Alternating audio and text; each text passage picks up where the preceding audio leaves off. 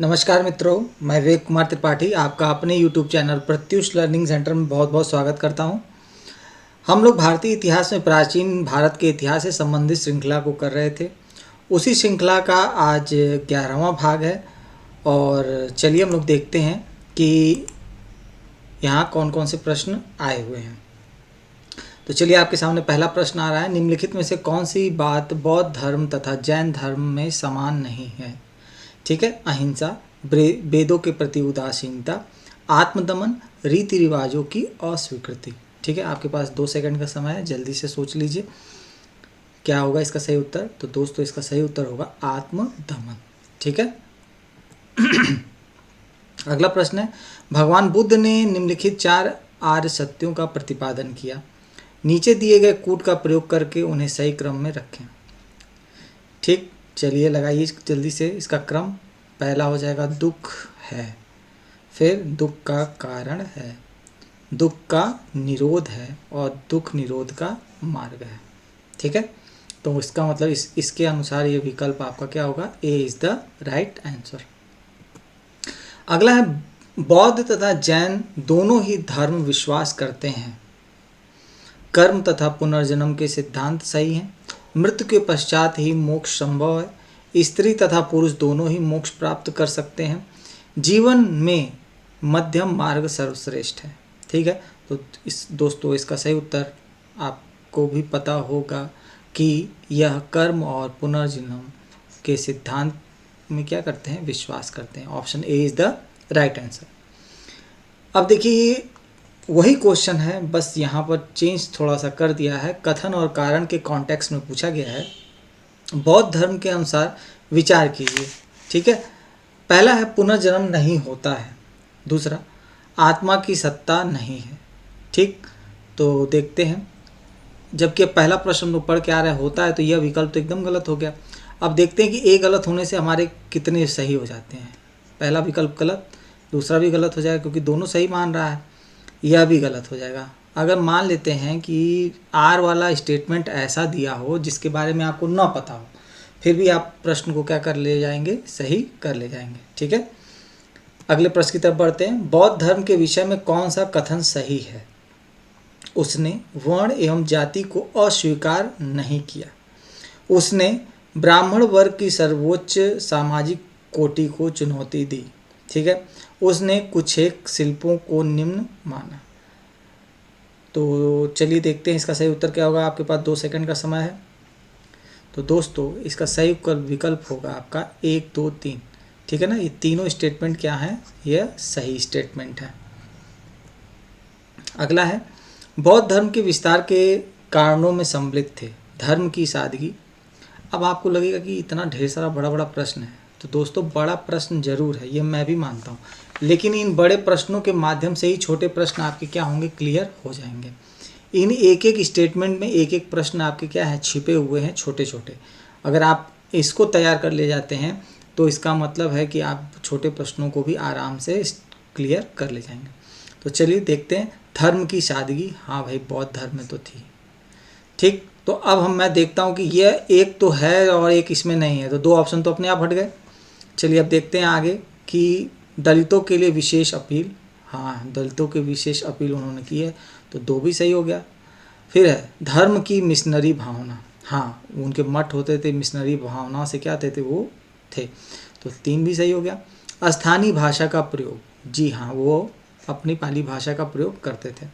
तो मतलब आपका 1, 2, 3, 4। अब देखते हैं 5वां। तो अगर मान लेते हैं 5वां ऑप्शन के बारे में नहीं भी पता है, तो अब आपको तो यही पता है ना कि यही 2 विकल्प है, 2 में 5वां वाला विकल्प तो है ही नहीं। तो अगर 5वां वाला अगर आपको नहीं भी पता है या है भी पता, उससे हमें क्या लेना देना है। तुरंत आपने क्या किया, उसको एलिमिनेट किया। और इस ऑप्शन ये अगर मान लेते इस जगह कोई बहुत कठिन ऑप्शन दे दिया ही है, दार्शनिकों द्वारा वैदिक भावना की शुद्धता, तो आपको नहीं पता है इसके बारे में, लेकिन इसके बाद भी ऐसा 5वां विकल्प का कोई, अगर यहाँ पर ऐसा कोई विकल्प होता तो आपको लगता कि हाँ हो सकता है, लेकिन नहीं है, तो आपको ऑप्शन सी क्या करना है, सही मार देना है। आरंभिक मध्ययुगीन समय में बौद्ध धर्म का पतन किस कारण या कारणों से हुआ। बहुत अच्छा प्रश्न है, चलिए देखते हैं किन कारणों से इसका पतन हुआ। पहला है, उस समय तक बुद्ध विष्णु के अवतार समझे जाने लगे और वैष्णव धर्म का हिस्सा बन गए। ठीक, अंतिम गुप्त राजा के समय तक आक्रमण करने वाली मध्य एशिया की जनजाति ने हिंदू धर्म को अपनाया और बौद्धों को सताया। अगला है, गुप्त वंश के राजाओं ने बौद्ध धर्म का पुरजोर विरोध किया। ठीक है, तो ये आपके 3 विकल्प आपके सामने हैं और देखते हैं, और यहाँ कह रहा है क्या कारण थे। ठीक है, तो ऐसा तो कोई कारण नहीं मिलता है कि पुरजोर विरोध किया। अंतिम गुप्त राजा के समय तक आक्रमण करने मध्य एशिया, ये भी गलत स्टेटमेंट है, तो इसका मतलब ए इज द राइट आंसर। अगला प्रश्न है, भारत के धार्मिक इतिहास के संदर्भ में निम्नलिखित कथनों पर विचार कीजिए। सौतांत्रिक और समितीय जैन मत के संप्रदाय थे। ठीक है, दूसरा है, सर्वास्तित्ववादियों की मान्यता थी कि दिक्पथ, जिसको इंग्लिश में दिक्पथ शायद दिवी, थोड़ा सा स्पष्ट नहीं हो पा रहा है, इंग्लिश में इसको फिनोमिना कहते हैं। ठीक है, कि अव्यय पूर्णतः क्षणिक नहीं है अपितु अव्यक्त रूप से सदैव विद्यमान रहते हैं। बहुत भारी भरकम स्टेटमेंट है और देखते हैं क्या सही है।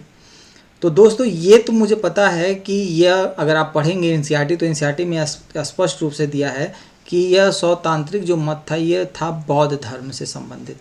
तो यह विकल्प ठीक क्या हो जाएगा आपका, तुरंत गलत हो जाएगा।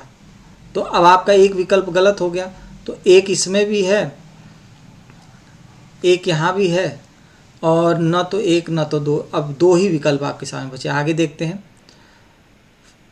इसका है, सर्वास्तित्ववादियों की मान्यता थी कि दिव्य विजय, जिसको आप फिनोमिना कहते हैं, कि अव्यय पूर्ण क्षणिक नहीं है अपितु अव्यक्त रूप से सदैव विद्यमान रहते हैं। मतलब यहाँ पे बोलना चाह रहा है कि जो, अगर मैं इस शब्द को तोड़ता हूँ तो सर्वास्तित्ववाद का मतलब ही होता है सर्वम प्लस अस्तित्व प्लस वाद। देखेंगे तो उपसर्ग के रूप में ये टूट रहा है। तो इसमें होता है कि सर्वम मतलब होता है सभी तत्व अस्तित्व अर्थात हैं। ठीक है, इस प्रकार अगर देखा जाए तो एक इसके पीछे कॉन्सेप्ट है कि जब तृतीय बौद्ध संगीतनी हुई थी उसमें क्या थे कि जो भिक्षुक थे उन्होंने इन सभी तत्वों को क्या कर लिया था, स्वीकार किया, और जिनने स्वीकार किया वह इस संगीति को छोड़ करके क्या कर लिए, चले गए। और कहाँ चले गए, कश्मीर चले गए।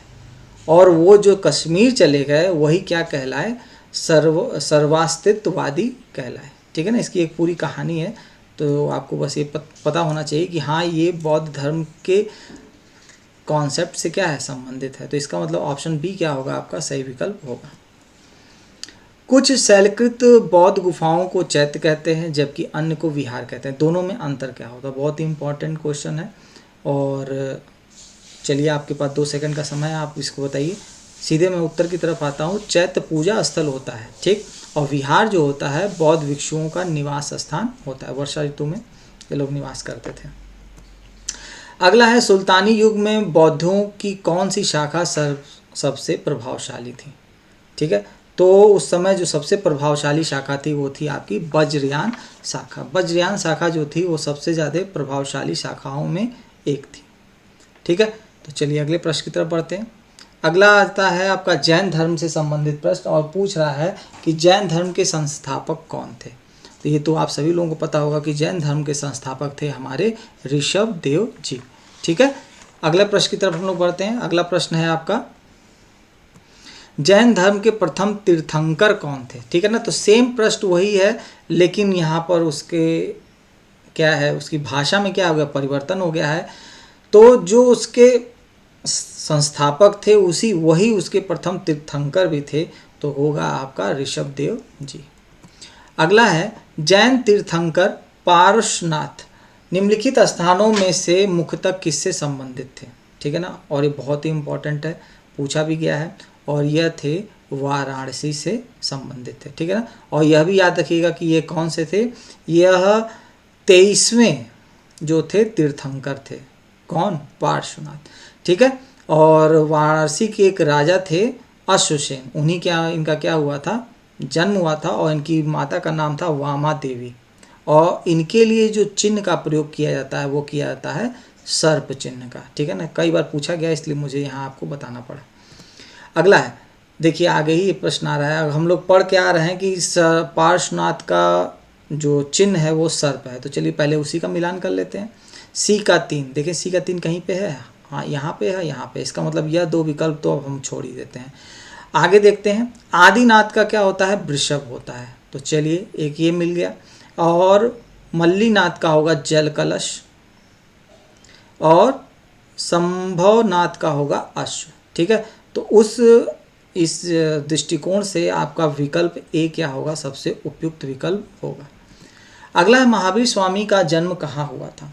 ठीक है, तो महावीर स्वामी जी का जन्म हुआ था आपका कुंडग्राम में। ठीक है ना, कुंडग्राम में, तो option A is the right answer.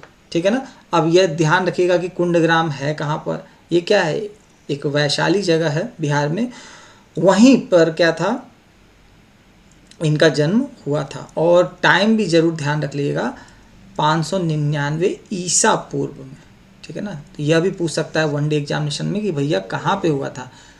ठीक, एनसीईआरटी का पुस्तक अगर आप देखेंगे उठा करके, तो वहाँ पर आपको 540 ईसा पूर्व भी दिया हुआ है।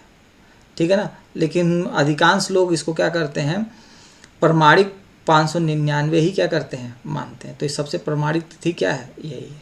ठीक, अगला है कुंडलपुर जन्म स्थान कहाँ पर है। अब देखिए कुंडलग्राम और कुंडलपुर दोनों क्या है, एक ही हैं, और किससे संबंधित है, महावीर स्वामी जी से संबंधित है।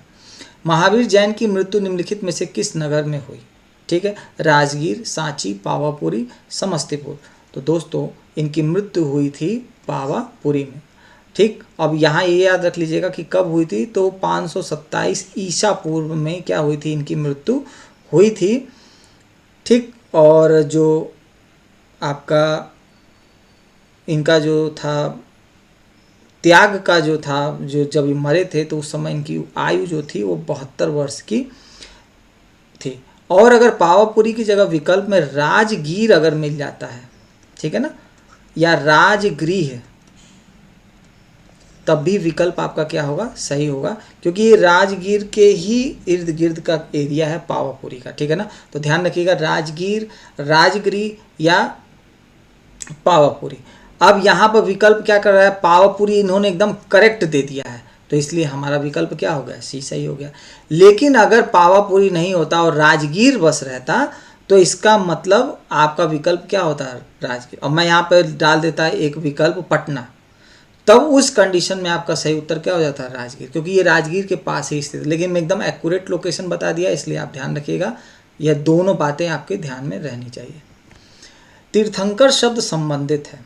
ठीक है, तो तीर्थंकर के बारे में कहाँ पे हम चर्चा हो रही है, जैनियों में हो रही है, तो उत्तर होगा आपका डी। कालिका पुराण किस धर्म से संबंधित है। ठीक है ना, थोड़ा सा कठिन प्रश्न है, इसलिए आपको पता होना चाहिए, ये शाक्त धर्म से क्या है, संबंधित है। जैन तीर्थंकरों के क्रम में अंतिम कौन था। ठीक है, तो चलिए देखते हैं, आप भी इस प्रश्न का उत्तर बताइए कि अंतिम कौन था, जल्दी से। अंतिम थे आपके महावीर स्वामी। ठीक है, और ये कितने नंबर के थे, 24वें। ठीक है, अगला, निम्नलिखित में से कौन सा एक जैन तीर्थंकर नहीं था। अब जैन तीर्थंकरों के कम से कम 24 है, उनके नाम एक बार जरूर देख के जाइएगा, क्योंकि उनसे मैच द फॉलोइंग वाले प्रश्न आते हैं, उनके चिन्हों से संबंधित और उनके बारे में जो भी चीज़ें पूछी जाती हैं। तो मैं आपको बताता हूँ कि इसका सही उत्तर होगा नाथ मुनि। ठीक है ना, संभव, नेमी और चंद्रप्रभु, ये तीनों हैं उसमें, बाकी ये नहीं है। प्रभासगिरी किसका तीर्थ स्थल है, वे हैं। ठीक है, देखिए आ गया ना तीर्थ स्थल के बारे में, तो यह है आपका जैन से संबंधित। और प्रभासगिरी जो स्थान है वो उत्तर प्रदेश के कौशाम्बी जिले में क्या है, स्थित है। और यहाँ पर जो 6वें जैन तीर्थंकर थे, 6वें, यूपी स्पेशल में ये पूछ सकता है कि कौन थे, तो ये 6वें तीर्थंकर थे वहाँ पे, पदमप्रभ। ठीक है, यूपी का अगर एग्जाम देने जाएंगे तो वहाँ पे ये पूछ सकता है कि 6वें तीर्थंकर प्रथम जो प्रभ थे, वो उनका संबंध किस एरिया से है, तो आपका प्रभासगिरी से है। और प्रभासगिरी कहाँ पर है, स्थित है, प्रभासगिरी आपका उत्तर प्रदेश के कौशाम्बी में स्थित है। अगला, जैन धर्म में पूर्ण ज्ञान के लिए क्या शब्द है? ठीक है ना, तो जैन धर्म में पूर्ण ज्ञान के लिए शब्द है कैवल्य। ठीक है ना, कैवल्य शब्द का प्रयोग किया जाता है। और आपको पता ही होगा कि महावीर स्वामी ने 12 वर्षों तक एक कठोर तपस्या की थी और फिर ऋजुपालिका नदी के तट पर एक साल के वृक्ष के नीचे उनको जब पूर्ण ज्ञान प्राप्त हुआ और वही क्या हुआ, कैवल्य कहलाया। और बाद में यही क्या कहलाते हैं, कैवलिन के रूप में भी जाने जाते हैं। ठीक है ना, तो ये शब्द आप जानेंगे। महावीर स्वामी को किस नदी के तट पर ज्ञानोदय प्राप्त हुआ? ठीक है, बहुत अच्छा प्रश्न है, अभी हम लोग चर्चा ही कर रहे थे। तो इनको प्राप्त हुआ था ऋजुपालिका नदी के पास। यह भी प्रश्न पूछ सकता है कि भैया कितने वर्षों की कठिन तपस्या, क्योंकि छोटा एग्जाम देंगे तो वहाँ पे आपको यह भी आ सकता है, तो 12 वर्ष याद रखिएगा। त्रिरत्न सिद्धांत, सम्यक धारण, सम्यक चरित्र, सम्यक ज्ञान किस धर्म की महिमा है? वह है, ठीक है। तो यह जब प्रश्न पूछा गया था तो वहाँ पर लोगों ने जैन धर्म मार के चलाया था, लेकिन बाद में जब इसका पता चला तो लोगों को यह अंदाज़ा हो गया था कि हाँ भाई यहाँ पर प्रश्न क्या हो सकता है, चेंज भी हो सकता है, लेकिन यहाँ पर सही विकल्प होगा आपका जैन धर्म। अगला है, कौन सा दर्शन त्रिरत्न को मानता है? ठीक है ना, जिस प्रश्न की मैं बात कर रहा था वो प्रश्न सामने ही आ रहा है। त्रिरत्न की बात जो है वो आपका बौद्ध धर्म भी करता है, ठीक है ना, और त्रिरत्न की बात जो है आपका जैन धर्म भी करता है। तो उस कंडीशन में यहाँ पर विकल्प दोनों सही होने चाहिए, ठीक है ना, जैन भी सही होना चाहिए और बौद्ध भी सही होना। आपके एग्जामिनेशन में ये प्रश्न हटाया गया था, एग्जामिनेशन से यह पूछा गया था जब, लेकिन आपको करेक्ट आंसर ये पता होना चाहिए कि ये त्रिरत्न का सिद्धांत दोनों में है। अगर जैन के कॉन्टेक्स्ट में देखेंगे तो सम्यक दर्शन, सम्यक ज्ञान, सम्यक चरित्र तीनों पूछा गया है। बौद्ध के संदर्भ में पूछेंगे तो बुद्ध, धम्म और संघ तीन तरह के वहाँ पे भी धारणा है, तो त्रिरत्न वहाँ भी माने जाते हैं, ठीक है ना। तो यह दोनों क्या होगा, आपका विकल्प सही रहेगा। अगर कॉन्टेक्स्ट में दोनों विकल्प मिल जाता है बौद्ध और जैन तो आप उसको एक्यूरेट मारेंगे। अगर यहाँ बौद्ध नहीं दिया होता, पारसी या कुछ और दे दिया, सिख धर्म दे दिया होता, तब 100% सही उत्तर क्या हो जाता, जैन दर्शन। ठीक है, ध्यान रखिएगा। अणुव्रत सिद्धांत का प्रतिपादन किया था, तो जो अणुव्रत सिद्धांत है वो प्रतिपादन किया था आपका जैन धर्म, ठीक है ना। तो आप इस चीज़ को ध्यान रखिएगा कि अणुव्रत सिद्धांत का संबंध जैन धर्म से। अगला है स्यादवाद सिद्धांत। स्यादवाद का सिद्धांत का भी संबंध जो आपका है जैन धर्म से संबंधित है, ठीक है ना, बहुत ही इम्पॉर्टेंट है, आप इस चीज़ को ध्यान में रखिएगा। और इसका एक और नाम है, वो है सप्तभंगी नय। सप्तभंगी नय के नाम से भी इसको क्या किया जाता है, किसको, स्यादवाद को जाना जाता है, ठीक है ना। अगला विकल्प है, प्रश्न है, जैन धर्म के अनुसार सृष्टि की रचना एवं पालन पोषण सार्वभौमिक विधान से हुआ है, सार्वभौमिक सत्य से हुआ है, सार्वभौमिक आस्था से हुआ है, सार्वभौमिक आत्मा से हुआ है, ठीक है। तो दोस्तों इसका सही उत्तर होगा सार्वभौमिक विधान से हुआ है। अनेकांतवाद निम्नलिखित में से किसका क्रोध सिद्धांत एवं दर्शन है, ठीक है ना। तो बहुत अच्छा प्रश्न है और यह सिद्धांत है आपका जैन धर्म से संबंधित, ठीक है ना। और इसका एक और नाम है, इसको कहते हैं सप्तभंगी सिद्धांत भी कहा जाता है। तो याद रखिएगा सप्तभंगी सिद्धांत और अनेकांतवाद, ठीक है ना। निम्नलिखित में से कौन सा धर्म विश्व विनाशकारी प्रलय की अवधारणा में विश्वास नहीं करता, ठीक है।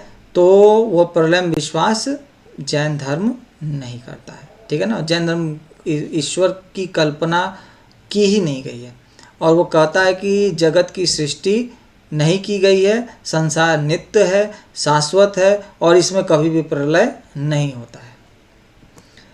जैन धर्म का आधारभूत बिंदु है कर्म, निष्ठा, अहिंसा और विराग, ठीक है। तो देखते हैं सही क्या होगा यहाँ पर। इसका जो सही उत्तर होगा आपका अहिंसा क्या होगा, इसका आधारभूत बिंदु होगा। अगला प्रश्न है, यापनी किसका एक संप्रदाय था, और यह संप्रदाय था आपका जैन का एक संप्रदाय था, ठीक है ना। और अगर पूछा जैन में भी अगर कौन सी धारा, तो आप याद रखिएगा दिगंबर, ठीक है ना। अगला है, भारत की धार्मिक प्रथाओं के संदर्भ में स्थानकवासी संप्रदाय का संबंध किससे है, ठीक है ना। तो ये इसका जो संबंध है वो जैन मत से संबंधित है और यह बहुत ही महत्वपूर्ण है प्रश्न है, इसको आप ध्यान रखिएगा। अगले प्रश्न की तरफ बढ़ते हैं। निम्नलिखित में से कौन सबसे पूर्वकालिक जैन ग्रंथ कहलाता है? 12 अंग, 12 उपांग, 14 पूर्व, 14 उपपूर्व। ठीक है, थोड़ा सा कठिन प्रश्न है लेकिन बिहार में पूछा गया प्रश्न है, तो यह होगा 14 पूर्व। ठीक है ना। यह एक जैन प्राचीनतम क्या है ग्रंथ है और इसमें नंद राजा जो थे और भद्रबाहु से संबंधित चीज़ों का क्या है उल्लेख है। प्रारंभिक जैन साहित्य निम्नलिखित में से किस भाषा में लिखे गए हैं? ठीक है, तो वो लिखे गए हैं आपके अर्ध मागधी भाषा में। निम्नलिखित में से कौन सा स्थल पार्श्वनाथ से संबद्ध होने के कारण जैन सिद्ध क्षेत्र माना जाता है? चंपा, पावा, समेत शिखर, उज्जैन। ठीक है, तो आपका सही उत्तर होगा आपका वो माना जाता है समेत शिखर। हम लोग उसकी चर्चा भी किए थे और वाराणसी याद रखिएगा। ठीक है ना। अगला प्रश्न है, निम्नलिखित में से कौन सा आरंभिक जैन साहित्य का भाग नहीं है? ठीक है, थेरी गाथा, आचारांग सूत्र, सूत्रकृतांग और बृहत कल्प सूत्र। तो दोस्तों इसका सही उत्तर होगा आपका थेरी गाथा। ठीक है ना। थेरी गाथा जो अभी इसमें नहीं पूछ रहा है और तब आपको ये भी ध्यान होना चाहिए कि यह क्या होगा बौद्ध से संबंधित है। ठीक है, ध्यान रखिएगा। अगला है, जैन संप्रदाय के प्रथम विभाजन के समय श्वेतांबर संप्रदाय के संस्थापक थे। ठीक, तो श्वेतांबर संप्रदाय के संस्थापक थे स्थूल भद्र। महावीर स्वामी का प्रथम शिष्य कौन था? तो उनका प्रथम जो शिष्य था पहला जमाली था। ठीक है, अब इसी प्रश्न को वो घुमा के पूछेगा कि महावीर का प्रथम अनुयायी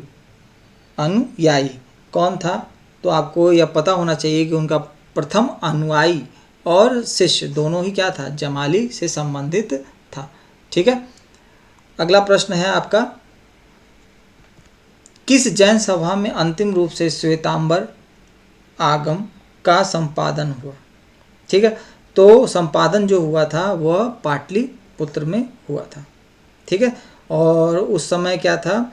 चंद्रगुप्त मौर्य का शासनकाल था। यह भी ध्यान रखिएगा कि चंद्रगुप्त मौर्य का शासनकाल था। अगला प्रश्न है, वर्धमान महावीर की माता लिच्छवी की प्रमुख चेटक की पुत्री थी।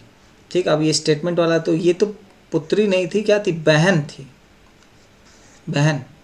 तो तुरंत ही पहला स्टेटमेंट गलत हो गया। तो देखते हैं पहला कहाँ पे है। तो पहला यहाँ पे है।